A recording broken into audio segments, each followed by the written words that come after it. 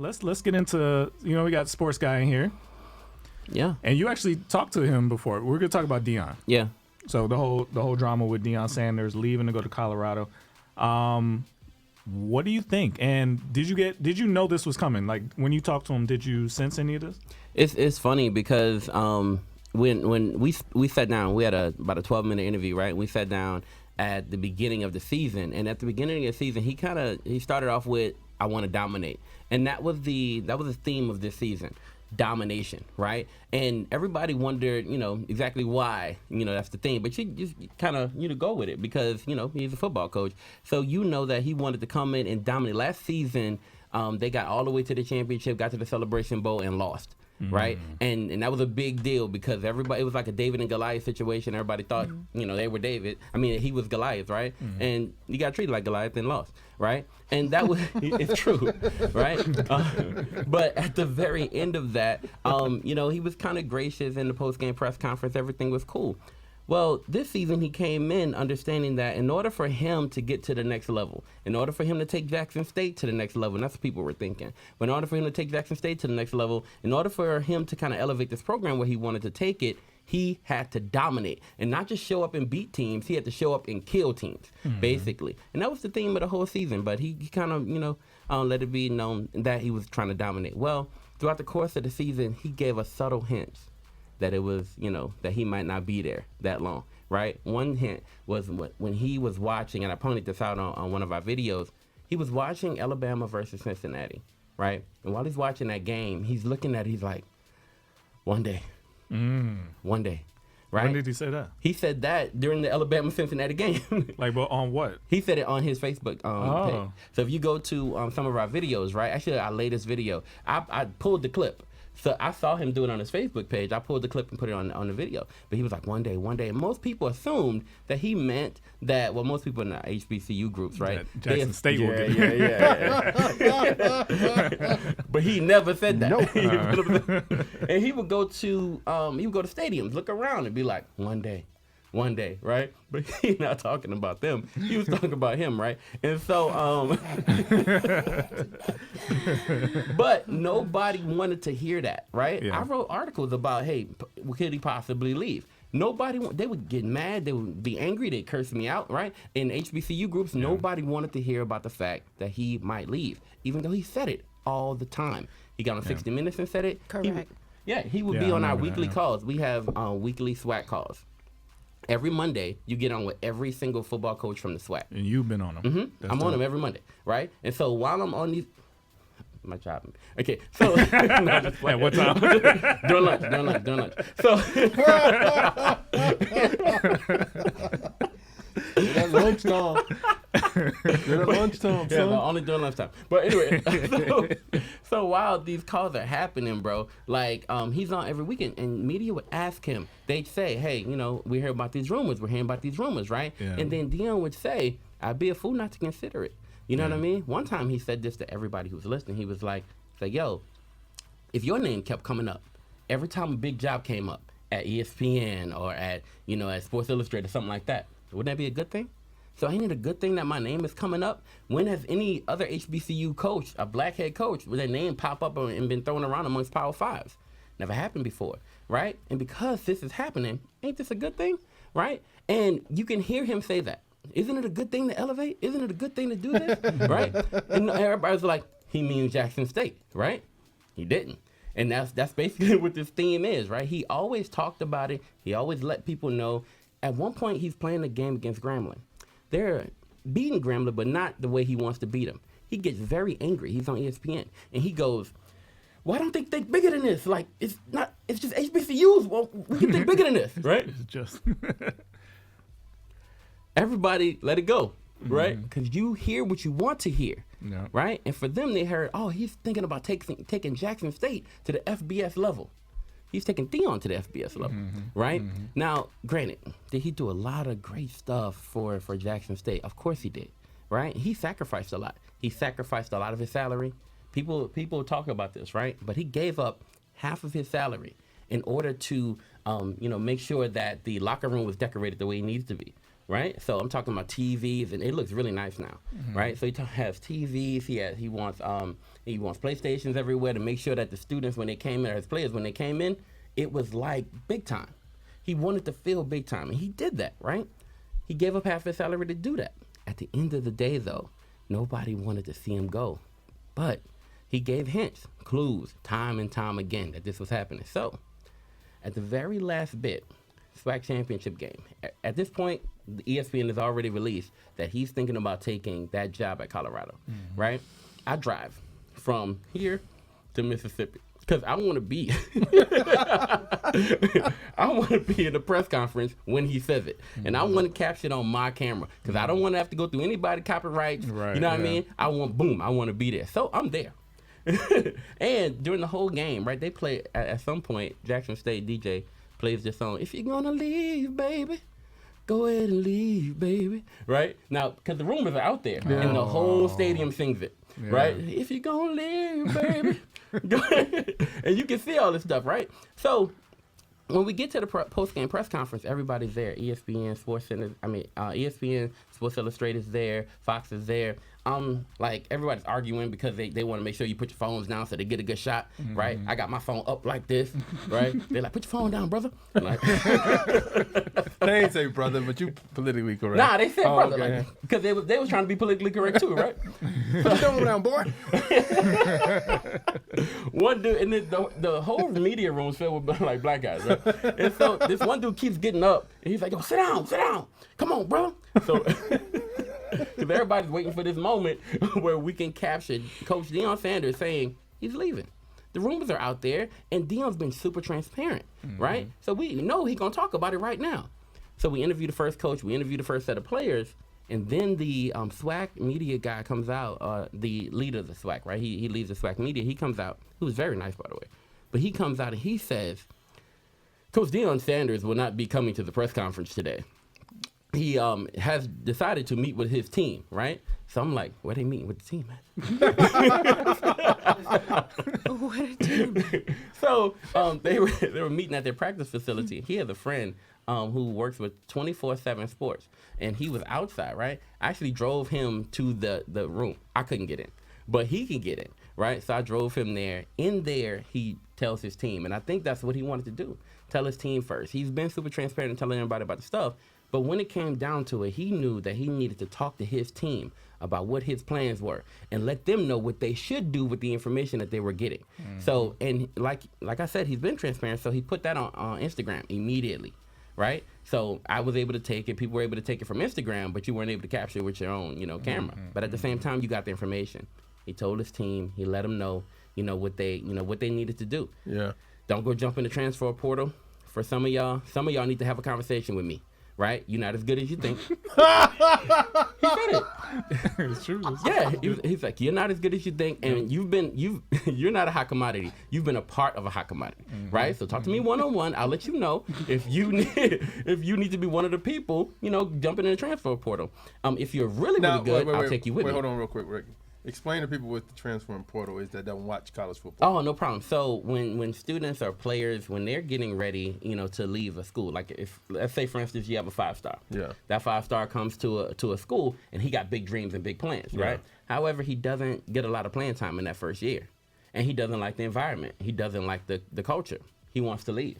So he can say, "Thank you, guys. It's been awesome. I'm going to jump in the transfer portal," right? And he has a chance to go to another school. Gotcha. Right? So it's like trading. It's like the waiver wire. It's like the waiver wire. Okay. It's free agency for college. Okay, Yep. cool. And so a lot of teams, and Deion especially, has built their team quickly through the transfer portal, right? So you can pull former 5-stars, from a 4-stars. You can pull everybody from the transfer portal. And so what's my guy? Brian Kelly at LSU, right? He built his team really quickly through the transfer portal. Deion built his team really quickly through the transfer portal. Everybody can. So, but for some players, he's like, you can die in the transfer portal.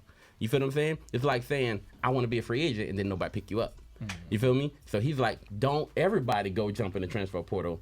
You could die there. Come talk to me. If you're really, really good, he'll take you with him. So what happens was he gets to Colorado, right? Next day he's in Colorado. He's talking to that team. And he's like, y'all heard that speech? Oh, you heard that speech? God, Wasn't that a good speech? That was so hard. I'm coming. Yeah. That was hard. And I you was can watching take that like I need to watch this every day. No. The reason I'm saying that is because it was just so like, not that way, brother. I don't know what this is about. You gotta watch the thing, Jesus. This is a Christian show. I don't know what I didn't say anything. Sean's like, Oh Jesus. I know. No. I I know. didn't say anything. No, but it was just the impactful of like him just talking about different things about their program and like what he's gonna do in his impact as a coach on Colorado players and what he his expectations for it. It's powerful, man. It's a very powerful speech to hear. Like when you read the comments, people like feeling the exact same way. Like, Yeah. oh, that's discipline. That's you I'm know what I coming mean? too. Yeah. So So, but he also addressed that too. He was like, no, this ain't nothing crazy. he did that. Right? Oh, Yeah. Because if you talk to a bunch of college kids, right? Yeah. He's like, y'all come here, y'all say it with me, but don't think like that, right? Got So it. anyway, but he wanted people to know that they're going to be coming, right? Like they're basically somebody you should watch out for, some team you should look out for, and he told And them if he achieves that, that'll be a big deal. it will be a big deal. The problem is like getting a new boss at a place, right? Because you're like, will I be here? And he told some of them, Because some of them may be replaced. no, not maybe. nah, he told them. Oh yeah, no. you- No, he said I'm bringing my baggage with me, and it's Louis. Yeah, he's bringing players with him. He said, I'm bringing 10 dogs and they gonna hunt. Yep. Right? And so he's looking at them. He's like, some of y'all need to jump in the transfer portal because you ain't gonna be here. Somebody asked him, they was like, yo, what is the offseason gonna be like? And he was like, I'm gonna try to run y'all out of here. Yeah. I'm gonna try to get rid of half of y'all. Yeah. Because But they've that been was- losing though. They've been what, one in something. They're not good. Yeah. So he's like y'all looking at this like this is an opportunity that y'all playing around with. But I got dogs with me that would love this opportunity because where they come from is like it's They ain't not never bad- seen They ain't this. never seen this. Y'all up in here chilling. I got some hungry dudes with me that's gonna come and take y'all's spot. Straight up. And when and you don't want to hear that right at the first press conference with your with your new boss. Like some of y'all ain't gonna make it. Right. All right, buddy. Right. And some of it, it's true though. Right. And he did the same thing at Jackson State. So when he came to Jackson State, he was trying to run them out of there. The people he wants to set a culture. And the culture that he didn't like at Jackson State, he tried to change it. And he changed it by getting rid of some of the players. And he said it out loud all the time. Right? And he's saying the same thing at Colorado. If you're already bad, right, how can I make something that's bad good? I got to change the culture. So he's coming in and he's looking to change the culture. And so while he's doing that, some people will be casualties in this change, right? Okay. And especially the coaches. But here's one thing, last thing, bro. The Deion effect is real, though. Mm-hmm. One of the coaches, right, who's no longer one of the coaches because he got rid of most of the people, right? But you got to go. So what he said was, after Deion came, about 200 student athletes jumped in his DMs, right? Just because they wanted to play with Deion.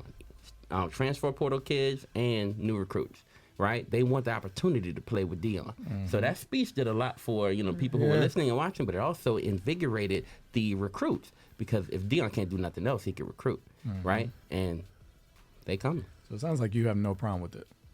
Oh, I mean, you went to Grambling. that's a different thing. You know what I'm saying? Like, I'm trying to get to your feelings about it Okay. because this is your Lecrae. Is it? I wish you was on our call because we had like a big conversation about this on our call. Right? All right. Here's my feelings. It's negatively impactful to a lot of media people, right? Because if you have, if you even look at, I could be transparent too. You go through MTMV Sports. Yeah. You look at all the videos. The videos that do super well feature Deion, right? Why? Because people care about, Deion Sanders. He is a bit like the Lecrae, right? Because people flock to him. Now he's going to be leaving. You don't have access to him like you did every Monday and all that kind of stuff. You don't have that same access. So a lot of media outlets, right? They'll suffer a little bit if they love HBCUs. Now, here's the thing. Some people just go with him, right? But that's not the plan, to just, follow, Coach Deion wherever he goes. So another coach said this, right? He was like, the cameras will follow Deion, and that's true, right? So do I feel like it's going to hurt HBCUs? It'll hurt HBCU media. It'll hurt Jackson State a lot of it, right?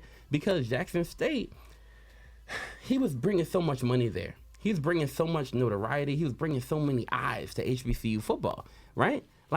It matters, and it hurts. But can you really be upset? And this is where I was kind of wrestling with, right? can I be upset that somebody did what they told me they would do? And can I be upset that somebody came in, did the job they were paid to do, did it incredibly well, gave back some of their salary, right? And then got elevated and went on to another play. Well, I think instead of playing devil's advocate, I'm gonna play Dr. Umar advocate. All right, so yeah. And I think for some people that was thinking like him was like, you use this as a position to get to the white man, basically, quote unquote, right? Okay. Like, and then also that you didn't like, you also, other stuff I heard was people saying that you use these players that was going to go to an Alabama, going to an LSU, was going to these big PWIs, but they came to you because you prime time, and they wanted to play for you. Like you just said, that portal is like going crazy. Like, I want to go to Colorado to play for prime. So I think some people are upset about that. Like, yo, my kid was going to go to LSU or go to Alabama, going to a top ranked school, but he going with you. But now You gone. Now you going, or he may be like the man. He was the man in high school, but on college, like you said, you ain't that guy. You know what I'm saying? So now it's like, how do you deal with that for a kid that like put his hope and dreams into playing for prime? One of the biggest players that went with prime was Travis Hunter. Yeah. Right. And so that was probably one of the students that could go anywhere in the country. Yeah. Right. So he went with prime instead, and he's headed to Colorado. Right. And so here's the thing. He came and he talked about it too. He wanted to do something different. He wanted to play for an HBCU. They did follow that dream. Yeah. He did sell him a dream, and that's what some people are upset about, right? He sold him a dream. And that's another reason why I'm mad too. I'll talk about that later. But he did sell him a dream. He said, okay, we're gonna elevate HBCU, stuff like that, right?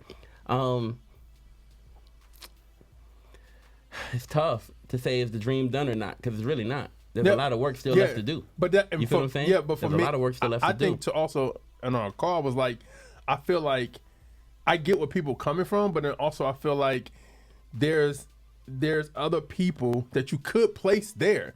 Like we talked about Eddie George. Eddie George he's coach at a school. Now, what they were saying on the call was like, he ain't prime, no. That's facts. I was just about to say it, but I don't have to. But my thing to me is, it's almost like, in my mind, like the civil rights movement. Like Dr. King died, so this whole thing got to die. But it don't have to die unless somebody else takes up the mantle. But they may not be as flashy as prime. They can still be there. It can still be if Emmitt Smith said, "Hey, I'm gonna go to I'm gonna go to Morehouse and I'm gonna coach Morehouse College," right?